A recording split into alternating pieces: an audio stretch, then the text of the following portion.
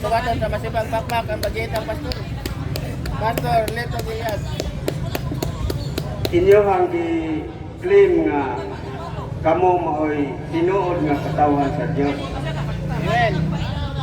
Pero nganong ang inyong mga sinultian kanang maka kuan man pud sa mga tao Mga trigger. pasakit sa maanang mga tagak, mga sulpot niya ang pangutana o yun ba ang Ginoo ana nga kanang ang iyang katawhan mao og mga Dito, uno, sinultian. 13 bro. Oh. Nabas Biblia nga ang mga apostol mo atake pud sa mga dili mutuo sa ilaha. Yes, na. Na? Yes. Sige daw. Si Kristo mismo mo ay nagpasidaan sa iyang simbahan.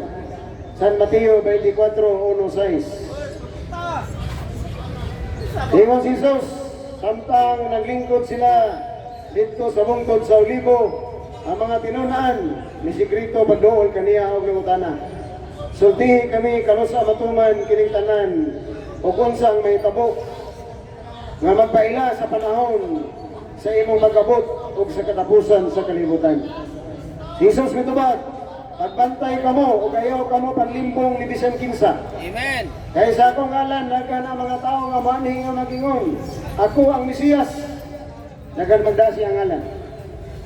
Ingon niya, og mutungha ang mini nga mga magtutudlo, mutungha, masulpot. So si Kristo na pasidaan nga, kamo mga sulpot, mutungha din mo.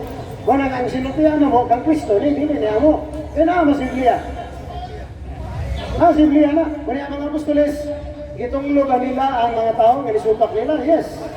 Nasa sulat ni San Pablo ngadto sa Hebreo. Hebreo kapitulo 1 bersikulo 6 ngadto sa 8. Si San Pablo nga extension sa 12 ka apostoles. Unsa iyang gisulti? Hebreo 1:6-8. Mao niya nga sulat.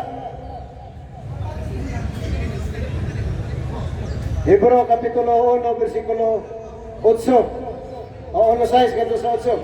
Kung sa giyon niya, nga bisan pa kung kami usa ka anghel gikan sa langit, magdala kaninyo pagtulunan nga sukuhay sa among giwali, ipatunglo sila. Any other teachings contrary to the teachings of the apostles, ipatunglo. Busa ang inyong pagtulunan, supak mas apostoles, supak sa simbahan kitungkol ni Kristo, mainundan na kamo gitunglo na sa Dios. Sa pananglitan. Sama pananglitan sa inyong pagguba sa mga larawan ng mga balaan.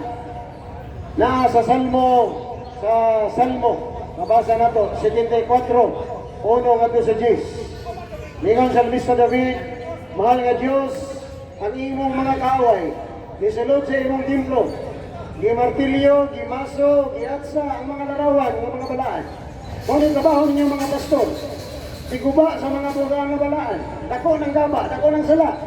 Kinsa mo kaaway sa Dios. Mainungdan nga mong sinultian, supak ninyo, kaya nga mo magtutukod, nagingong na daan nga, musulpot ng mga tawana. O nang ayaw kasuko na mo, kay ikaw naman may gisugo sa simbahan, sa simbahan nga gisugo ni Kristo. Roma 12:21. Dak-an ninyo ang inyong kaaway pinaagi sa maayo. Supak ka o muuyon ka na. Kanang girls nga, dak-on daw na to ang kaaway na to sa atong pagkamaayo. Ayaw kanang mga maok ng mga istorya. Yes, ang subang Katoliko, gidala ang tanan Protestante ngadto sa kaayo. Sa panahon nga kami mag-celebrate og kalakalan, ginaampo na mo ang mga kalag sa mga dili Katoliko. Maayo na. Kanya sa among mga wali, di ka kadugog kang pare, mudaot sa laing ginuhan. Pero sa inyong wali, mga pastor, ang dautan Katoliko, ang pare, dautan. Ang larawan, Diyos-Diyos. Ang Katoliko, Diyos-Diyos. Tanawa, yun sa ninyo pagtulata ang Katoliko. Pero nasuko kang simbang Katoliko, wala. Ganoon. Nagipasidahan ng daan sa Ginoo, nga mo na ibuhaton sa iyang mga kaaway, ngadto sa iyang katawhan. Asa mabasa, San Mateo, Kapitulo 5, versikulo 1, ngadto sa 12. The Beatitudes. Sa pagkakita ni Jesus sa katauhan, ito nga siya sa bungkod, pag milingkod siya dito. O niya, may alirong kaniya ang mga tinunaan, nung itudluan niya sila nining musunod. Ulahan ang nga maila sila, nga sila kabus sa mga butang espirituhanon, kay maangko nila ang paghari sa Dios. Ulahan ang nagsuko, tungod kay lipayon sila sa Dios. Ulahan ang mapaunsanon kay maila ang tibuok yuta. Ulahan katong naningkamot pagtuman sa kabubuton sa Dios, kay tagbaon niya sila. Ulahan ang maluluyon kay kaluyan sila sa Dios. Ulahan ang putli o kasing-kasing kay makakita sila sa Dios. Ulahan ang ningkamot nga pagdait sa katawhan kay isipon sila nga ang Diyos o mga anak sila sa Dios. Ulahan ang gilutos tungod sa ilang pagsunod sa kabubuton sa Dios, kay may sakop sila sa paghari sa Dios. Kinsa man ang gilutos ang simbahang Katoliko. Kinsa ang lutos, mga pastor, puro atake, puro pandaot, ingon si Jesus, ulahan kamo. Kung biyayon kamo, daog-daogon sa mga tao, o butang-butangan sa tanang matang sa kadaotan tungod sa ako sa inyong pagsunod kanako, paglipay o pagmaya kamo, kay dako ang ganti nga kitagana kaninyo dito sa langit. May gingon si Ginoo siyang simbahan, nga ako daot-daoton mo, binuangan mo, pahilog lang. Pero, mo na ang simbahan Katoliko. Kini nga mong sinugian diri, nga ikaw ang mo kang ipasidanan, tungod kay kauban mo ka sa sulpot ng mga pastor, na niabot din katapusan ko na. Pailog yun, no?